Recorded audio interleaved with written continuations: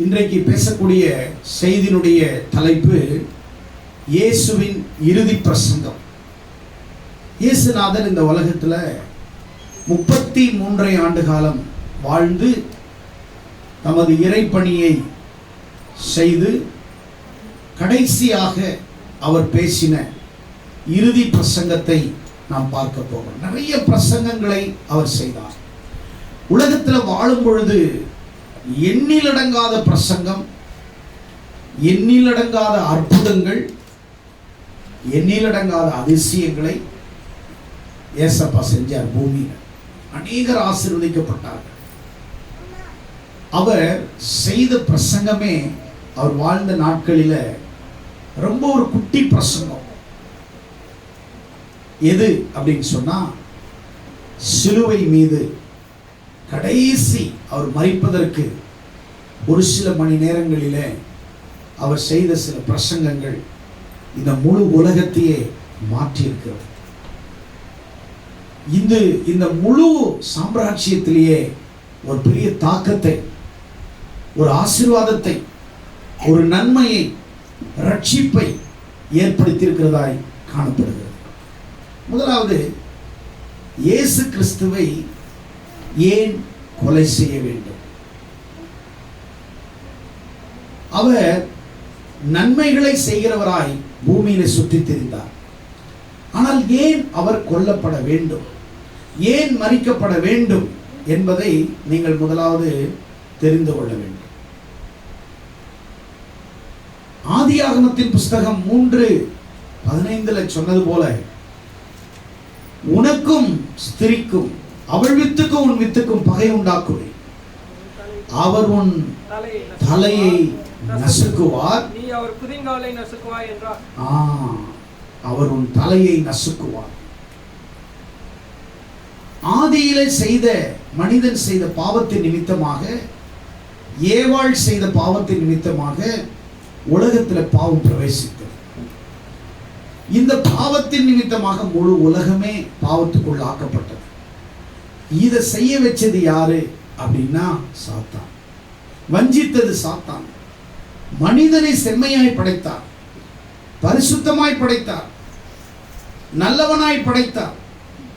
தினந்தோறும் ஆண்டவர் அவர்களோடு உறவாடினார், சம்பாஷணை பண்ணினார், பேசினார். இருவரும் சந்தோஷமாகவே வந்து ஆண்டவரோடு கூட இடைப்பட்டார்கள். ஆனால் பாவத்தின் விளைவாக கடவுளுக்கும் மனுஷனுக்கும் நடுவுல ஒரு தடை சுவர் எழுப்பப்பட்டது. எதனால்? பாவம் செய்ததினால். மனிதனுக்கும் தேவனுக்கும் ஒரு இடையில ஒரு இடைவெளி விழுந்தது, ஒரு கேப் விழுந்தது, ஒரு தடை சுவர் எழுப்பப்பட்டது.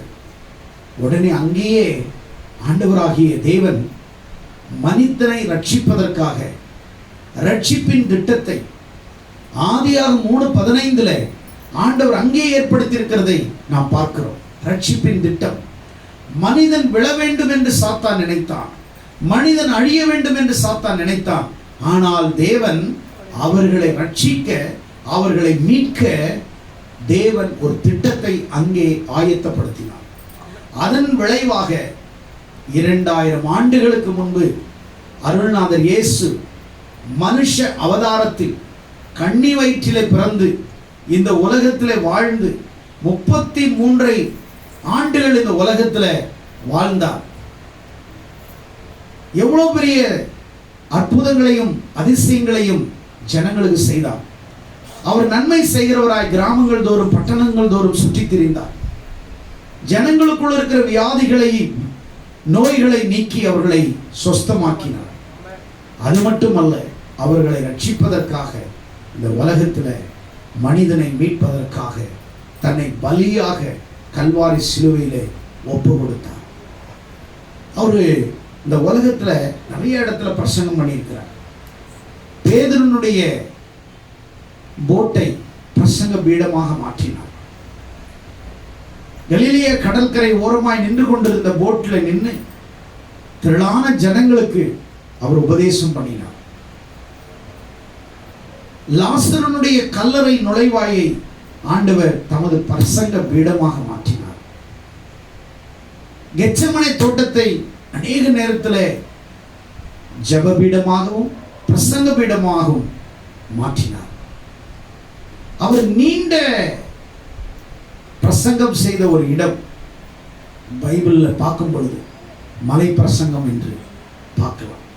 3 நாள், ஒரு நாள் 2 நாள் அல்ல, 3 நாள் தொடர்ந்து பிரசங்கம் பண்ணினார். மத்தேயு 5, 6, 7 அதிகாரத்தில் அவர் மலை பிரசங்கத்தை ஜனங்களுக்கு கிட்டத்தட்ட 5000 புருஷர்களுக்கு ஆண்டவருடைய அன்பை, சத்தியத்தை விதைத்தார். நீண்ட பிரசங்கம் இருந்தது அவர் வாழ்க்கையில், சிறிய பிரசங்கம் இருந்தது. ஆனால் இங்கே இயேசுவினுடைய இறுதி பிரசங்கம் 7 வார்த்தையில ஷார்ட் அண்ட் ஸ்வீட்டா அவர் கடைசி மரிக்கும் பொழுது அவர் பிரசங்கம் பண்றார். அதில் 7 வார்த்தையை நாம் பார்க்கும் பொழுது லூக்கா 23 அதிகாரம் 34 வசனத்துல, பிதாவே இவர்களுக்கு மன்னியும், இவர்கள் செய்வது இன்னதென்று தெரியாதிருக்கிறார்கள். கவனிக்க வேண்டும். முதல் வார்த்தை, சிலுவையிலே அவர் முனைந்த 7 வார்த்தைகளில் முதல் வார்த்தை மன்னிப்பை குறித்து. யாரை மன்னிக்கிறார்? இவர்கள் என்ன செய்கிறார்கள் என்று இவர்களுக்கு தெரியாது. அதுக்கு முன்னாடி இயேசுவை கொலை செய்யும்படி ரோமர்கள் அவரை, ரோம படை வீரர்கள் கிட்டத்தட்ட 600 போர் சேவர்களும் 400 தேவாலய சேவர்களும் 250 சனகரி உறுப்பினர்களும் சேர்ந்து கிட்டத்தட்ட பல ஆட்கள் ஆண்டவராக இயேசுவை கொலை செய்வதற்காக திட்டமிடுகிறார்கள். அதுல இப்படி அவரை சிலுவையிலே அறைந்து அவரை கேவலப்படுத்தி அவர் மேல் காரி துப்பி அவர்களை பரியாசம் பண்ணி அவரை நிந்திக்கிறார்கள். தன்னை பரியாசம் பண்ணினவர்கள், தன்னை நிந்தித்தவர்கள், தனக்கு விரோதமாய் பேசினவர்கள், தன்னை அடித்தவர்கள், தன் தலையிலே முள்முடியை சூட்டி வைத்தவர்கள், ஈட்டினால் குத்தினவர்களை, கசப்பு கலந்த காடியை கொடுத்தவர்கள், கன்னத்தில் அறைந்தவர்கள், பலவிதமான இன்னல்கள் பிரச்சனைகளை இயேசுக்கு கொடுத்தவர்களை முதலாவது ஆண்டவர் மன்னித்தார். அன்றைக்கு ரோமர்களுடைய ஆட்சியின் அதிகாரம் இருந்தது. கிமு 31 நூற்றாண்டிலே ரோமர்கள் கிட்டத்தட்ட 400 வருடங்கள் ஆட்சி புரிந்தார்கள். எகிப்து, இஸ்ரவேல், சிரியா, கிரீஸ் மற்றும் ஐரோப்பிய நாடுகள் முழுவதும் ரோமர்களுடைய ஆட்சியின் அதிகாரம் இருந்தது. கிட்டத்தட்ட 400 வருடங்கள் ரோமன் எம்பையர்ஸ், ரோம பேரரசை நிறுவி அவர்கள் ஆட்சி அதிகார பலமிக்கவர்களாய் இருந்தார்கள். அக்காலத்தில் அவர்களை தான் கடவுளாக வணங்க வேண்டும் என்கிற ஒரு சட்டமும் இருந்தது. இப்படிப்பட்ட ரோமர்களுடைய ஆட்சி அன்றைக்கு இருக்கக்கூடிய இஸ்ரவேல் தேசத்தையும் அவர்கள் ஆண்டார்கள். அந்த காலத்தில் தான் இயேசு கிறிஸ்து மரிக்க வேண்டிய சூழ்நிலை.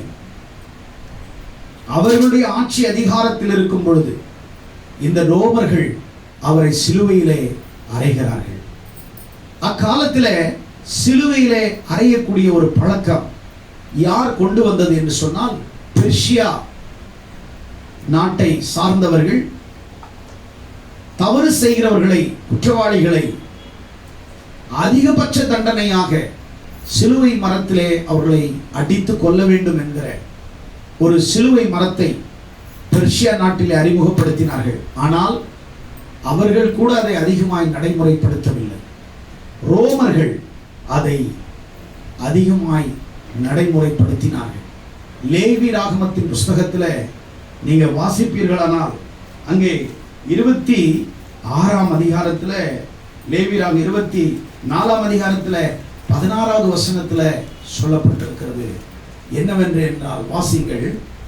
கர்த்தருடைய நாமத்தை நிந்திக்கிறவன் கர்த்தருடைய நாமத்தை நிந்திக்கிறவன் கொலை செய்யப்பட வேண்டும். சபையார் எல்லாரும் அவனை கல்லறிய வேண்டும். கவனிங்கள், 2 கொடுமையான சட்டங்கள் இயேசு வாழ்ந்த நாட்களில் இருந்தது. ஒன்று, கர்த்தருடைய நாமத்தை நிந்திக்கிறவர்கள் கொலை செய்யப்பட வேண்டும், நேரடியாக கொல்லப்பட வேண்டும். இல்லை என்று சொன்னால் கல்லெறிந்து கொல்லப்பட வேண்டும் என்கிற மிக கடினமான ஒரு சட்டம் அன்றைக்கு இருந்தது. நீங்கள் எங்க எடுத்து பார்த்தீங்கன்னா, இது உதாரணங்களை நாம் எடுத்துக்கொண்டால், ஆதி அப்போஸ்தல நாட்களிலே 7 சீஷர்களிலே ஒரு சீஷன் ஸ்தேவானை கல்லெறிந்து கொன்றார்கள்.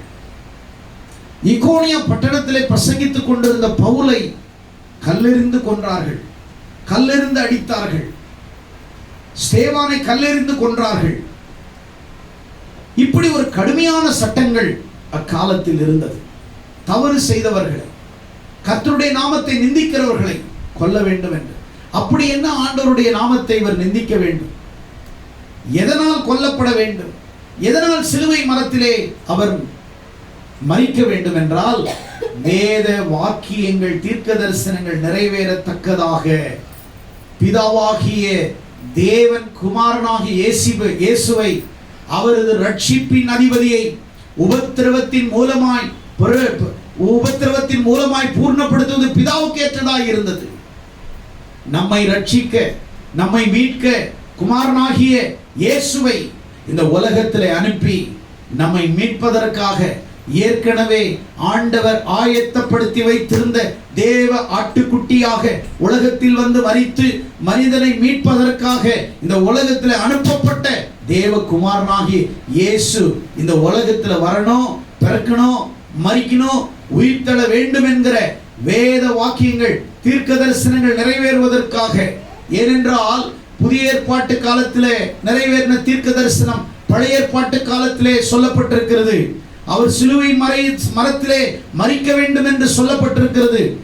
ஏசாயாவின் புஸ்தகம் 53ஆம் அதிகாரத்திலே 9வது வசனம், 5வது வசனம், 6ஆம் வசனத்திலே நீங்கள் வாசிப்பீர்களானால், அவர் ஐஸ்வர்யானோடு மரிப்பார், ஐஸ்வர்யானோடு கல்லறையிலே வைக்கப்படுவார் என்கிற தீர்க்க தரிசனம் பழைய ஏற்பாட்டிலே சொன்ன தீர்க்க தரிசனம் புதிய ஏற்பாட்டிலே நிறைவேறுதலாய் இருக்கிறது. அவருடைய ஆடையின் பேரிலே சீட்டு போடுவார்கள் என்று சங்கீதத்திலே வாசிக்கப்படுகிற தீர்க்க தரிசனம் புதிய ஏற்பாட்டு காலத்திலே நிறைவேறினது.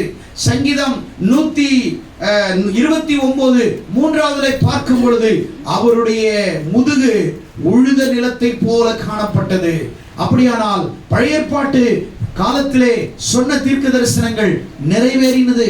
இந்த உலகத்துல இப்படி ஒருத்தர் வருவார், பிறப்பார், வாழ்வார், மரிப்பார் என்ற சத்தியத்தை பழைய ஏற்பாட்டு காலத்தில் சொல்லப்பட்ட தீர்க்க தரிசனங்கள் எல்லாம் புதிய ஏற்பாட்டு காலத்திலே ஆண்டவராகிய இயேசு கிறிஸ்துவினுடைய நாட்களிலே நிறைவேறினது. எதற்காக, ஏன் இதை செய்ய வேண்டும் என்றால், உன்னையும் என்னையும் மீட்க பிதாவாகிய தேவன் இந்த உலகத்தில் ஆயத்தப்படுத்திய தேவ ஆட்டுக்குட்டியாக இயேசு இந்த உலகத்தில் வந்து மனுகுலத்திற்காக மரிக்க வேண்டும் என்கிற ஒரு நோக்கத்தை பிதாவாகிய தேவன் ஏற்படுத்தினார். ஆகையால் தான் இந்த உலகத்தில் அவர் மரிப்பதற்கு அவர் சிலுவையிலே ஒப்புக் கொடுக்கப்பட்டார். அவர் சிலுவை மரத்திலே கடைசியாக அவருடைய பிரசங்கம் சிறிய பிரசங்கமாக இருந்தது. பெரிய பெரிய பிரசங்கங்கள் எல்லாம் செய்தார். 3 நாட்கள் தொடர்ந்து பிரசங்கம் செய்தார். ஆனால் இறுதியாக அவருடைய பிரசங்கம், அவருடைய அந்த சிலுவை மரத்திலே அவர் அலங்கோலமாய் தொங்கிக் கொண்டிருக்கும் பொழுது தன்னை அலங்கோலப்படுத்தினவர்கள், தங்களை அசிங்கப்படுத்தினவர்கள், தங்களை காயப்படுத்தினவர்களை முதலாவதாக இயேசு கிறிஸ்து மன்னித்தார். ஆமென். எத்தனை பேர் மன்னித்தார்? 600 போர்ச்சேவர்கள், 400 ஜெப ஆலய சேவகர்கள், 250 சனகரிப்பு உறுப்பினர்கள் சூழ இயேசுவை கல்வாரி சிலுவையிலே ஒரு குற்றத்தையும் செய்யாத பரிசுத்தமான தெய்வத்தை அவர்கள் சிலுவையிலே அறைந்தார்கள். அவர் அவர்களை பார்த்து சொன்னார், பிதாவே, இவர்களை மன்னியும் என்று சொல்லி. மன்னிக்கிற இருதயம் சிலுவையிலே அவருக்கு காணப்பட்டது. சிலுவையிலே கிட்டத்தட்ட அவர் 3 மணி நேரம் அவர் தூங்குகிறார். கைகளிலே ஆணி, கால்களிலே ஆணி, சிரசிலே முள்முடி. அந்த கோலத்திலே ஒருத்தனை மன்னிக்க முடியும் என்று சொன்னார், சாத்தியம் என்று சொன்னார். ஆண்டவர் இந்த உலகத்துக்கு மன்னிப்பை ஏற்படுத்தி மன்னித்த ஒரே தெய்வம் தன் குற்றவாளிகளை, தனக்கு விரோதமாய் செய்தவர்களை, பாவிகளை மன்னிக்கிறார் என்று சொன்னார். அவருடைய சுபாவம் எப்படிப்பட்டது? அவர் யோசித்து பார்க்கிறார். எத்தனையோ பிரசங்கம் செய்தேன், 33 ஆண்டுகள் வாழ்ந்து 3 ஆண்டுகளில் எவ்வளவு ஊழியங்களை செய்தேன், எவ்வளவு அற்புத அடையாளங்களை செய்தேன். ஆண்டவரே, பிதாவே, தயவு செய்து இவர்களை மன்னி. முதலாவது வார்த்தை மன்னிப்பை உறுதிப்படுத்தி எல்லாரையும் மன்னித்தார். தனக்கு விரோதமாய் எழும்பினவர்களை அவர் மன்னித்தார். தனக்கு விரோதமாய் சதிமோசம் செய்து தன்னை சிலுவையிலே அறைந்தவர்களை ஆண்டவர் மன்னித்தார். நிந்தித்தவர்களை மன்னித்தார். அலங்கோலமாக்கினவர்களை மன்னித்தார். அசிங்கப்படுத்தினவர்களை மன்னித்தார். முகத்திலே காரி துப்பினவர்களை மன்னித்தார். யோசித்து பாருங்கள், கிறிஸ்தவம் எங்கே? மன்னிக்கிற கிறிஸ்தவம் எங்கே? உன் சத்துருவை சிநேகி என்று கற்றுக் கொடுத்தவர், உன்னை நிந்திக்கிறவனுக்கு ஜெபம் பண்ணு என்று கற்றுக் கொடுத்தவர், உன்னை துன்பப்படுத்தவர்களுக்கு நன்மை செய் என்று கற்றுக் கொடுத்தவர், உன்னை சபிக்கிறவனை ஆசீர்வதி என்று சொன்னவர். அவன் வாழ்க்கையில இயேசப்பா உனக்கு கற்றுக் கொடுத்த காரியம் மன்னிப்பை சிலுவையிலே அவர் நமக்கு கற்றுக் கொடுத்தார். இரண்டாவது வார்த்தை லூக்காவின் புஸ்தகம் 23ஆம் அதிகாரம் 43. இன்றைக்கு நீ என்னோடு கூட பரதேசில் இருப்பாய். யாரை சொன்னார்? கவனிங்கள். இடதுபுறத்தில் இருக்கிற ஒரு கள்ளனும் வலதுபுறத்தில் இருக்கிற 2 கள்ளர்கள் கல்வாரி சிலுவையிலே தொங்குகிறார்கள். குற்றவாளியோடு கூட குற்றவாளியாக இயேசு கிறிஸ்து தொங்குகிறார். இடதுபுறத்தில் இருக்கக்கூடிய கள்ளன் ஆண்டவரை நிந்திக்கிறான். பைபிள்ல எல்லாம் எடுத்து பார்த்தா இது 3 மணி நேரம் பிரசங்கம் போயிடும். ஆனா ஷார்ட்டா சொல்றேன். இடதுபுறத்தில் இருக்கிற கள்ளன், நீ தேவனாமே, உன்னை நீ ரட்சித்துக் கொள், சிலுவையிலிருந்து இறங்கி வா, நிந்திக்கிறான். ஆனால் வலதுபுறத்தில் இருக்கிற கள்ளன், கவனிக்க வேண்டும், கடைசி நேரத்தில் யாரை பார்த்து பேசுகிறான் என்றால் இடதுபுறத்தில் இருக்கக்கூடிய கள்ளனை பார்த்து, நீயும் நானும் தகாததை செய்து குற்றம் செய்தோம், நாம் தண்டனை சுமக்க நாம் குற்றவாளிகளாக்கப்பட்டோம், நாம் தவறு செய்து இந்த தண்டனை பெறுகிறோம். இவர் என்ன தவறு செய்தார்? இவரிடத்தில் என்ன குற்றம்? பிலாத்து அவரை விசாரித்த பொழுது அவர் டிக்ளேர் பண்ணார், இயேசுவிடத்திலே ஒரு குற்றத்தையும் நான் காணவில்லை. அன்றைக்கு இருக்கக்கூடிய கலிலேயர் மன்னன் ஏரோது, இவரிடத்தில் ஒரு குற்றத்தை நான் காணவில்லை, அவரிடத்தில் ஒரு குற்றத்தையும் காணவில்லை. ஆனால் இந்த வலது புறத்தில் இருக்கக்கூடிய கள்ளன் சொல்லுகிறான், நாம் தகாததை செய்தோம், இவர் ஒரு குற்றத்தையும் செய்யவில்லையே. அப்பதான் இவன் சொல்றான், ஆண்டவரே, உம்முடைய ராஜ்யத்தில் இது வரும்போது என்னை நினைத்தருளும். அவனுக்குள்ளே ஒரு தைரியமான விசுவாசம். என் இயேசுநாதர் அவரை அலங்கோலமாய் பார்த்தான், இடதுபுறத்தில் உள்ள கள்ளன். ஆனால் வலதுபுறத்தில் உள்ள கள்ளன் சிலுவையிலே அவரை இரட்சகராய் பார்த்தான். இரட்சகராய் பார்த்தான், என்னை மீட்பராய் பார்த்தான், என்னை ரட்சிக்கிறவராய் பார்த்தான். அதனால சொன்ன, ஆண்டவரே என்னை நினைத்தருளும் என்று சொல்லி ஜெபித்தான். ஆண்டவரே என்னை நினைத்தருளும் என்று ஜெபித்தான். உடனே ஆண்டவர் சொன்னார், நீ இன்றைக்கு என்னோடு கூட பரதேசில் இருப்பாய். இன்றைக்கு நீ என்னோடு கூட பரதேசில் இருப்பாய். அவன் ரட்சிக்கப்பட்டான். எப்படி ரட்சிக்கப்பட்டான்? கிருபையினாலே ரட்சிக்கப்பட்டான். கிரியினால் அல்ல, கிருபையினாலே ரட்சிக்கப்பட்டான். உடனே ஆண்டவர் அவனை சிலுவையிலே அவனை ரட்சித்தார், அவனை தைரியப்படுத்தினார். அதனாலதான் ஆண்டவர் இரண்டாவது வார்த்தை கடைசி நேரத்தில் கல்வாரி சிலுவையிலே தன்னை நோக்கி வேண்டுதல் செய்த ஜெபித்த கள்ளனை கூட ஆண்டவர் ரட்சித்தார். தன்னுடைய இறுதி பிரசங்கத்திலே ஒரு ஆத்துமாதாயம் செய்தார். தன்னுடைய இறுதி பிரசங்கத்திலே கல்வாரி சிலுவையிலே அவர் தொங்கிக் கொண்டிருந்த பொழுது கடைசி நொடியிலே வலதுபுறத்தில் உள்ள கல்லனை ஆண்டவர் ரட்சித்தார். தன்னுடைய சிறிய பிரசங்கத்தில் ஒரு ஆத்துமாதாயம் செய்தார். நீ என்னோடு இன்னைக்கு என்னோட கூட நீ பரதேசில இருப்பாய் என்று சொல்லி ஆண்டவர் அவனை ரட்சித்தார். இன்றைக்கு உங்க வாழ்க்கையில உங்கள் வார்த்தையின் மூலம் ரட்சிப்பு இருக்கிறதா? உங்கள் செயல்பாடுகள் மூலம் ஆத்தும ஆதாயம் இருக்கிறதா? யோசித்து பாருங்கள். கல்வாரி சிலுவையிலே அவர் பட்ட அவமானம், நிந்தை, அவருக்கு இருக்கிற மன உளைச்சல், மனபாரங்கள், வேதனை தொங்கிக் கொண்டிருந்த பொழுது கூட ஒரு ஆத்தும ஆதாயம் செய்கிறார். ஒரு ஆத்தும ஆதாயம் செய்கிறார். யோவான் 19ஆம் அதிகாரம் 26-27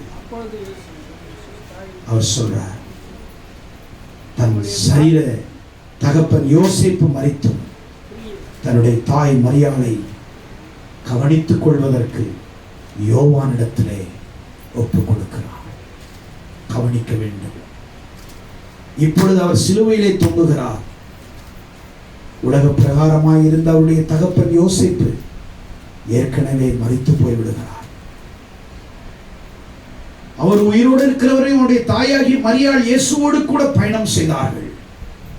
இயேசுவோடு ஊழியம் செய்தார்கள். கானா ஒரு கல்யாணத்தில் இயேசு தாயும் அழைக்கப்பட்டிருந்தாங்க. அவர் உங்களுக்கு என்ன செய்கிறாரோ அதை செய்யுங்கள் என்று சொன்னார். ஊழியத்தில் இருந்தாங்க, ஏசப்பாவோடு இருந்தாங்க. தன் மரிக்கும் நேரத்தில் உலக பிரகாரமாய் அவளை கவனித்துக் கொள்வதற்காக தனக்கு அன்பாய் இருந்த சீஷன் யோவான், எல்லா சீஷர்களும் கெச்சமனை தோட்டத்தில் அவரை அரெஸ்ட் பண்ணும்போது எல்லாம் ஓடி விடுகிறார்கள். ஆனால் கடைசி வரைக்கும் கல்வாரி சிலுவை அண்டையிலே எவ்வளவு பாடுகள் உபத்திரவங்கள் வந்தாலும், என்னதான் நிந்தனை வந்தாலும், 12 சீஷர்களிலே ஒருவன் காட்டி கொடுத்து நாண்டு கொண்டு செத்தான். மற்ற சீஷர்கள் அன்பாயிருந்து இருந்த பேதுரு கூட இயேசு எனக்கு தெரியலன்னு மறுதலிச்சான். அநேக சீஷர்கள் ஓடி ஒளிந்தார்கள். எதற்காக என்றால் தங்களையும் பிடித்து எதையாவது ஒன்றை பண்ணி விடுவார்கள், சேவர்கள் தங்களையும் பிடித்து கொன்று விடுவார்கள் என்ற பயத்தில் சிதறடிக்கப்பட்டார்கள். யோவான் மட்டும் கடைசி வரைக்கும் கல்வாரி சிலுவையிலே ஏசப்பாவுடைய மரணத்தோடு கூட, ஏசப்பாவுடைய பாடுகளோடு கூட, ஏசப்பாவோடு கூட கல்வாரி சிலுவையிலே இயேசுவோடு கூட அவன் கடைசி வரைக்கும் நிற்கிறான். அதனாலதான் இயேசுநாதர் தன் தாயாகி மரியாளை தன் அன்பாய் இருந்த சீஷனான யோவானிடத்திலே ஒப்புக் கொடுக்கிறார். தன் தாயை பார்த்து சொல்லுகிறார், இதோ உன் மகன் என்று சொல்லி. யோவானை பார்த்து சொல்லுகிறார், இதோ உன் தாய் என்று சொல்லி. என் இயேசுநாதர் மூன்றாவது காரியம் உலக பிரகாரமான தன் தாயை கவனித்துக் கொள்வதற்கு, பராமரிப்பதற்கு, பாதுகாக்கிறதுக்கு, கவனித்துக் கொள்வதற்கு தன் அன்பான சீஷனிடத்தில், யோவானிடத்தில் தன் தாயை ஒப்புக் கொடுக்கிறார். அனாதையாய் விட்டு செல்லவில்லை, முதியோர் இல்லத்துக்கு அனுப்பவில்லை. இன்னைக்கு தாய் வயதான உடனே வீட்டில் ஒதுக்கி வைக்கிறார்கள். பெற்ற தாயை, ஒரு மனைவியுடைய பேச்சை கேட்டு அந்த தாயை ஒதுக்கி விடுகிறார்கள். அந்த தாயை இன்றைக்கு அந்த தாயை ஒதுக்கி விடுகிறார்கள். இந்த தாயை பராமரிக்க கவனிக்கிறதுக்கு அவர்கள் தவறிவிடுகிறார்கள். ஆனால் ஒன்றை சொல்லுகிறேன், என் அருள்நாதர் இயேசு தன்னுடைய தாயை கவனித்துக் கொள்வதற்கு யோவானிடத்திலே ஒப்புக் கொடுத்தார். உங்க வாழ்க்கையில பிறரை நேசியுங்கள், பிறரை கவனித்துக் கொள்ளுங்கள், பிறரை பராமரியுங்கள், பிறரை கவனித்துக் கொள்ளுங்கள், பிறரை பராமரியுங்கள் என்று சொல்லி என் அருள்நாதர் இயேசு மற்றவர்களை கவனித்துக் கொள்ளக்கூடிய ஒரு வாய்ப்புகளை ஆண்டவர் ஏற்படுத்தி கொடுத்தார். கவனிக்க வேண்டும். நீங்க உங்க வாழ்க்கையில நீங்கள் எப்படிப்பட்டவர்களாய் நீங்கள் இருக்கிறீர்கள்? இயேசுநாதருடைய செய்தியை கேட்கிறது பெருசு இல்லை, இயேசுநாதருடைய பிரசங்கத்தை கேட்கிறது பெருசு இல்லை. பிறரை காயப்படுத்தாமல் பிறரை கவனித்துக் கொள்ளுகிற இருதயம் இருக்கிறதா? பிறரை பராமரிக்கிற இருதயம் உங்களிடத்தில் இருக்கிறதா? பிறரை கவனித்துக் கொள்ளுகிற மனம் உங்களிடத்தில் இருக்கிறதா? நீங்களும் நாளைக்கு வயதாக போகிறீர்கள். மனுஷன் எதை விதைக்கிறான் அதை அறுப்பான். இன்னைக்கு விதைக்கிற நீ லேட்டா அறுப்ப, ஆனா கடினமான பாதையில நீ பயணம் செய்வ. யோசிங்கள். பிறரை அவமதிக்க வேண்டாம். பிறரை கவனித்துக் கொள்ளுகிற ஒரு பொறுப்பை இயேசுநாதர் யோவானிடத்தில் ஒப்புக் கொடுக்கிறதை நாம் பார்க்கிறோம். நான்காவது, என் தேவனே என் தேவனே ஏன் என்னை கைவிட்டீர்? அப்பா, நான் எத்தனையோ ஊழியங்களை இந்த உலகத்தில் செய்த அற்புதங்களை செய்தேன். கல்வாரி சிலுவையிலே அருள்நாதர் இயேசு தன் வழி தாங்காமல், அவர் 100% மனுஷ அவதாரத்தில் இருந்தார். அவர் வலி இருந்தது, வேதனை இருந்தது, அவருமே அவருடைய சரீரத்தில் இருந்தது. பிதாவை நோக்கி ஜெபித்தார். என் தேவனே என் தேவனே ஏன் என்னை கைவிட்டீரப்பா? வழி தாங்க முடியாமல் சிலுவையிலே கதறுகிறார். உங்க வாழ்க்கையில எத்தனை பாடுகள் வந்தாலும், எத்தனை பிரச்சனைகள் வந்தாலும், எத்தனை சோக நிகழ்ச்சிகள் வந்தாலும், பிதாவாகிய தேவனை நோக்கி ஜெபிக்கிறவர்களாய் நீங்கள் மாற வேண்டும். ஏனென்றால் அவர்தான் உங்களை விடுதலை கொடுக்கிறவராய் இருக்கிறார். அவர்தான் உங்களை மீட்பராக, உங்களை இரட்சகராய் இருக்கிறார். நீங்கள் மனிதனிடத்தில் மன்றாடுவது இல்லை. நீங்கள் மனிதனிடத்தில் நீங்கள் கேட்க தேவையில்லை. மனிதனிடத்திலே நீங்கள் மன்றாட வேண்டாம். நீங்கள் தேவனிடத்திலே மன்றாடுங்கள். நீங்கள் தேவனிடத்திலே மன்றாடுங்கள். நீங்கள் தேவனிடத்திலே மன்றாடுங்கள். ஆண்டவர் கடைசி நேரத்திலே பிதா நோக்கி அவர் ஜெபித்தார். பிதாவினிடத்திலே அவர் நோக்கி அவர் ஜெபித்தார். ஆண்டவரே என்று சொல்லி ஜெபித்தார்.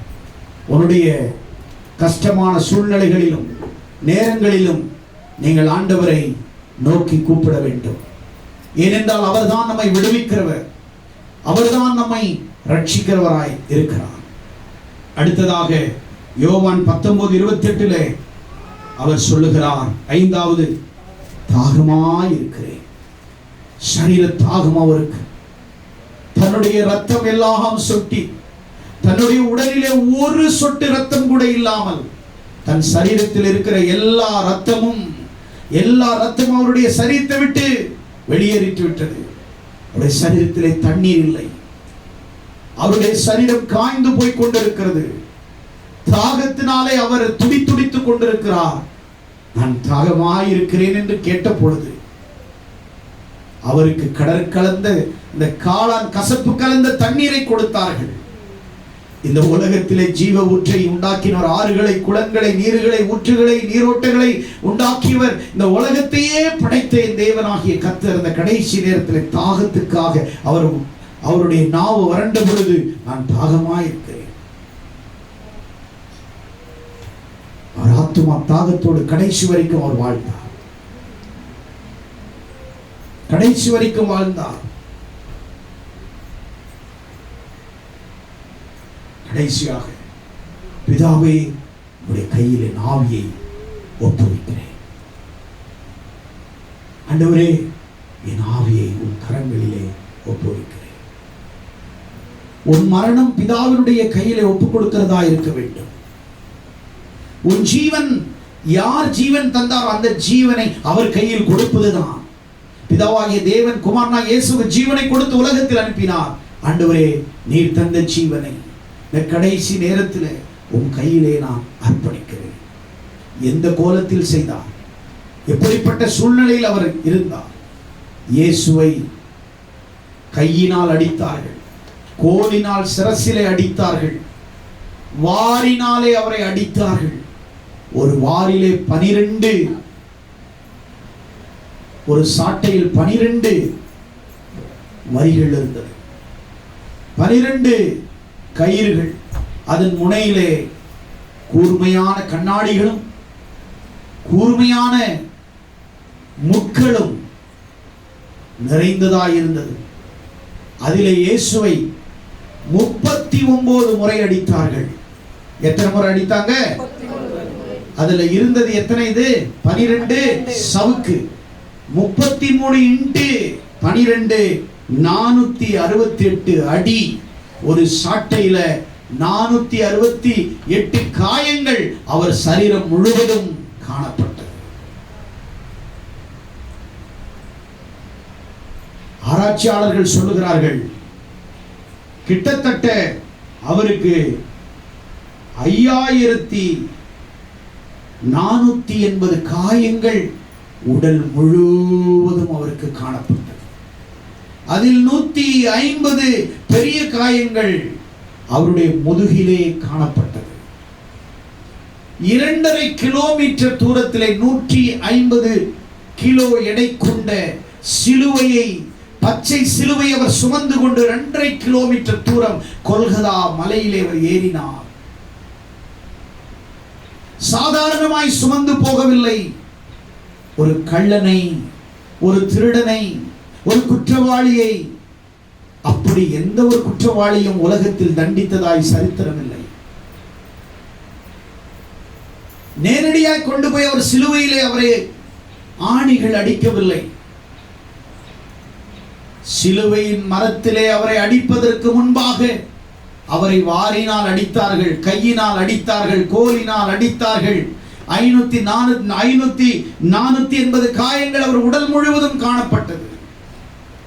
அந்த காயங்களோடு அவர் உடல் முழுவதும் ரத்தம், நடக்க முடியாமல், உனக்காக, எனக்காக, உன் பாவத்திற்காக, என் பாவத்திற்காக, முழு உலகத்தினுடைய மக்களின் பாவத்தை சுமப்பதற்காக கல்வாரி சிலுவையை நோக்கி 2.5 கிலோமீட்டர் தூரம் அந்த சிலுவையை சுமந்து கொண்டு காயங்களோடு, வலிகளோடு, வேதனையோடு, அலங்கோலமாக,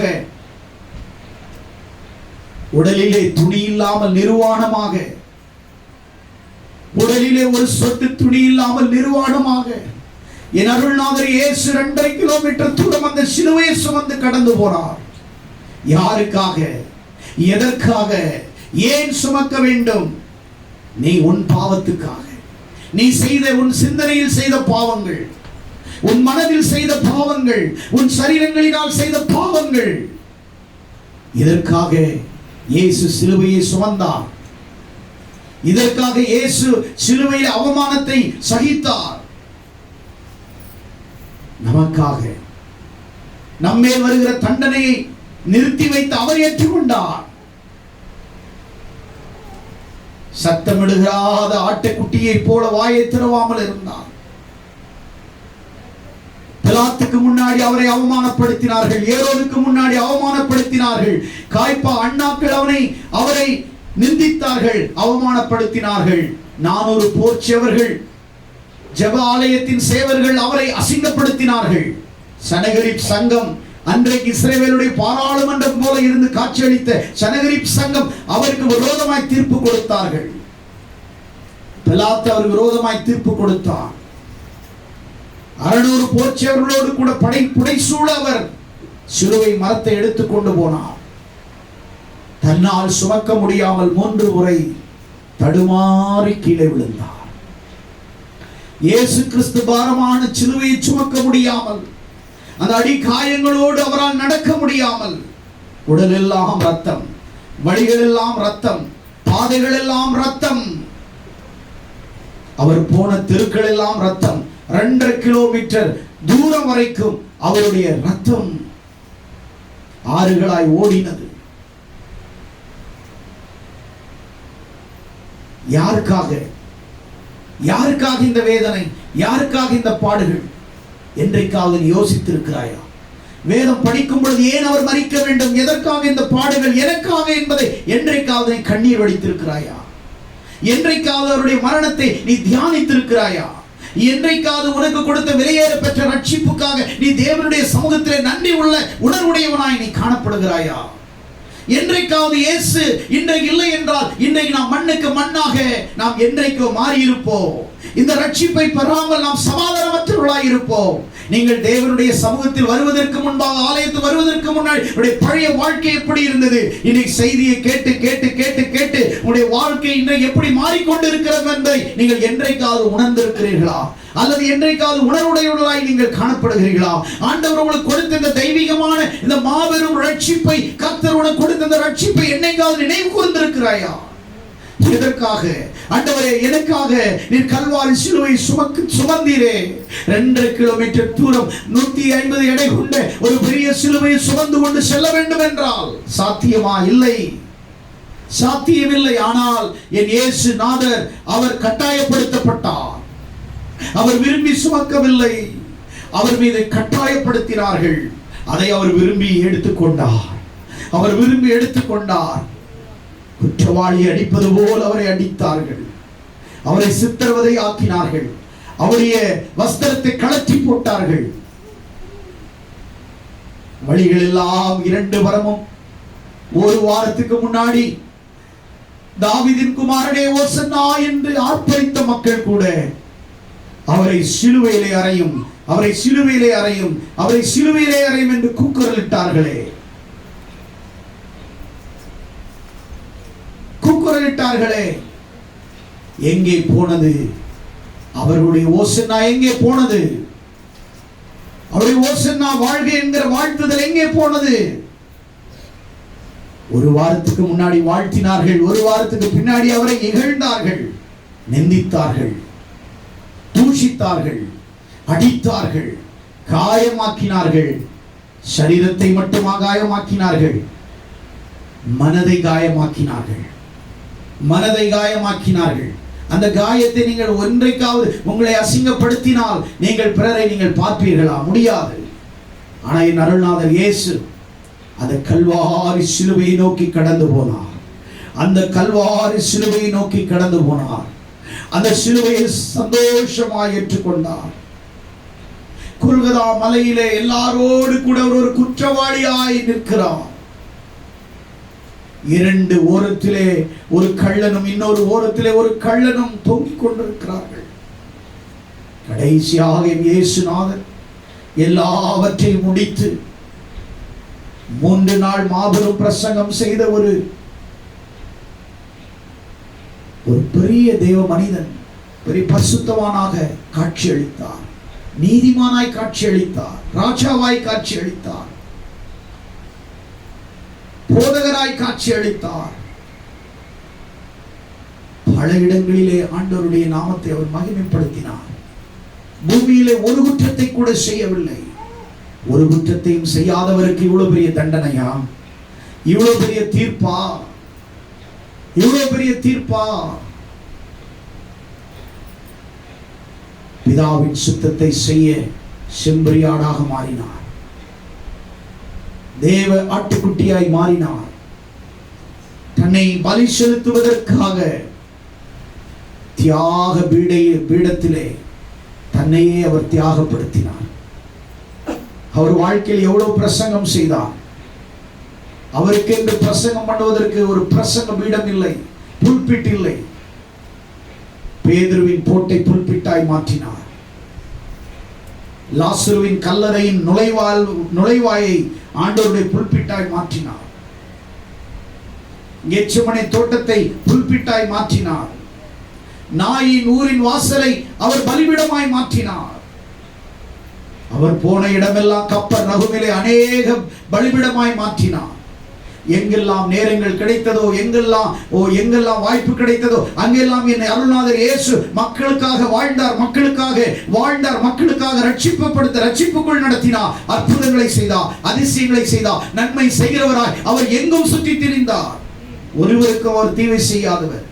பாவத்தை பார்க்காத சுத்த கண்ணருக்கு இன்றைக்கு எல்லாரும் முன்னாடி பாவியாக காட்சி அளிக்கிறார். ஏன், எப்படி? என்றைக்காவது செய்தியை நீங்கள் தியானித்திருக்கிறீர்களா? அவருடைய மரணத்தை நீங்கள் யோசித்திருக்கிறீர்களா? உனக்காக மரித்த ஒரு கடவுள் இருக்கிறார்களா? உனக்காக மரித்து ஜீவனை கொடுத்த ஒரு கடவுள் இருக்கிறதா? இல்லையே. உன் சரீரங்களை அல்லவா நீ வருத்தி இறைவனை தேடுகிறாய். ஆண்டவர் சொல்றார், என்னை தேடுவதற்கு உன் சரீரத்தை வருத்த வேண்டாம், உனக்காக நான் என் சரீரத்தை வருத்து விட்டேன். நீ ஆசீர்வாதமாய் இருப்பதற்காக நான் அலங்கோலமாய் காட்சி அளித்தேன். என்றைக்காவது நாம் சிந்தித்திருக்கிறோமா? என்றைக்காவது நாம் யோசித்திருக்கிறோமா? அவருடைய வார்த்தையை நினைவு கூர்ந்திருக்கிறோமா? அவருடைய வார்த்தையை. கடைசி வார்த்தை அவர் சொன்னார், முடிந்தது என்று சொன்னார். ஆண்டவரே, நீர் அனுப்பினதை, உம்முடைய வார்த்தையை நான் எல்லாவற்றையும் முடித்து விட்டேன். உம்முடைய சத்தியத்துக்காக சாட்சி கொடுக்க பூமியில் அனுப்பினீர். நான் சாட்சியாய் வாழ்ந்தேன். சத்தியத்தை மட்டும் பேசினேன். உம் சித்தத்தை மட்டும் செய்தேன். உன் விருப்பத்தை மட்டும் செய்தேன். சத்தியத்துக்காக வந்தார், மீட்க வந்தார், ரட்சிக்க வந்தார், பிதாவின் சித்தத்தை செய்ய வந்தார். எல்லாத்தையும் முடிச்சுட்டு பிதாவை நோக்கி கடைசியா சொல்கிறார், நீங்க கொடுத்த ஊழியம், நீங்க கொடுத்த பணியை, நீங்க கொடுத்த ஜீவனை, அனுப்பின திட்டத்தை, நோக்கத்தை ஆடாக மாறி, பலியாக மாறி, கடைசி நொடியிலே எல்லாம் முடிந்தது என்று தலையை தாழ்த்தி, தலையை சரித்து அப்படியே தன் ஜீவனை விட்டார்.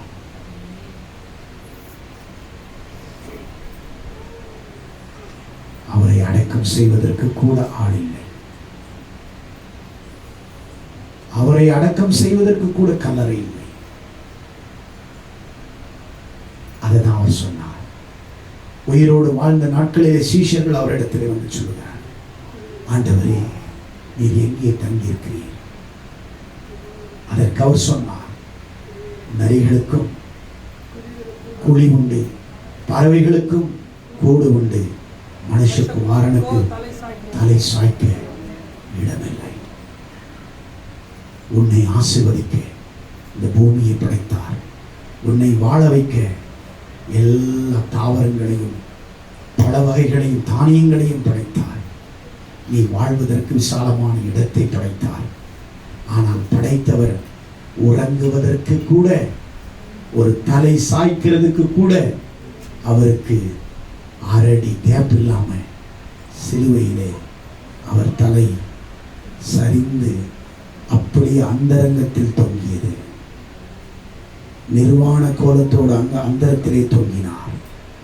யாருக்காக? எனக்காக. யாருக்காக? எனக்காக. யாருக்காக? உங்களுக்காக. மனு உலகத்துக்காக அவர் தலை வைக்க கூட இடமில்லாமல் அந்தரங்கத்தில் தொங்கியது. முடிந்தது என்று சொன்னார். இயேசுவின் மரணத்தின் மூலம் உங்கள் வாழ்க்கையில நீங்கள் கற்றுக்கொண்ட பாடங்கள், கிறிஸ்துவுக்காக வருகிற அவமான நிந்தைகள் நீங்கள் சுமக்க வேண்டும். சிலுவையை சுமக்க வேண்டும். வாழ்கிற வாழ்க்கை ஒரு வாழ்க்கை, அது கர்த்தருக்காக ஒப்புக் கொடுங்கள். எப்படி பிதாவின் சித்தத்தை செய்தாரோ, விருப்பத்தை நிறைவேற்றினாரோ, அவமானங்களை ஏற்றுக்கொண்டாரோ, அவர் சொன்னபடியே அவர் மரித்தார். அவரை அடக்கம் செய்வார் யாரும் இல்லை. அவருக்கு சொந்தமான கல்லறை இல்லை. அறிவத்து ஊரானாகிய யோசேப்பு பிலாத்துவிடத்தில் போய் அவருடைய சரீரத்தை கேட்டு வாங்கி தான் கட்டியிருந்த கல்லறையிலே, புதிதாய் கட்டியிருந்த கல்லறையிலே கொண்டு போய் அவருடைய பாடியை அடக்கம் செய்கிறார். அவரை அடக்கம் செய்வார் சீஷர்கள் யாருமே இல்லை. உறவுகள் வரவில்லை, உறவினர்கள் வரவில்லை, நண்பர்கள் வரவில்லை. அவரிடத்தில் அற்புதங்களை அடையாளங்களையும் பெற்றவர்கள் யாரும் வரவில்லை.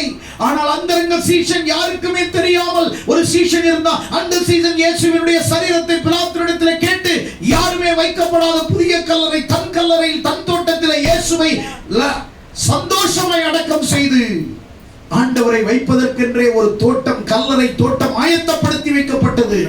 என் பிதாவிற்கு ஏற்கனவே அவரை ஆயத்தப்படுத்தி வைத்திருந்தார். அவருக்கு ஒரு தோட்டம் இருந்தது. அவர் ஐஸ்வர்யானை போலவே அவருடைய பாடி அடக்கம் செய்யப்பட்டது. எல்லாருக்கும் பொதுவான கல்லறையில் வைப்பார்கள். ஆனால் என் இயேசுவை பொதுவான கல்லறையில் வைக்கவில்லை. யாரும் வைக்காத புதிய கல்லறையில விசித்திரமான, அற்புதமான, ஆசீர்வாதமான தோட்டம், மிகப்பெரிய தோட்டமான கல்லறையிலே என் ஆண்டவரை ஐஸ்வர்யானோடு கூட அவர் மரித்தது பரிதாபமாய் இருக்கலாம், அவர் மரித்தது அலங்கோலமாய் இருக்கலாம். ஆனால் அவருடைய அடக்க ஆராதனை செல்வ செழிப்போடு தோட்டத்திலே ஜனங்கள் சூழ மிகப்பெரிய கல்லறையிலே ஐஸ்வர்யானை போல, ராஜாவை போல அடக்கம் செய்யப்பட்டார். அவருடைய பிறப்பு தரித்திரமாய் இருந்தாலும் உன் இறப்பு சரித்திரமாய் மாறும் என்று சொன்னது போல உன் வாழ்க்கை சரித்திரமாய் மாற வேண்டும். அவர் சொன்னபடியே 3ஆம் நாள் நான் உயிரோடு எழும்புவேன் என்று சொன்னார்.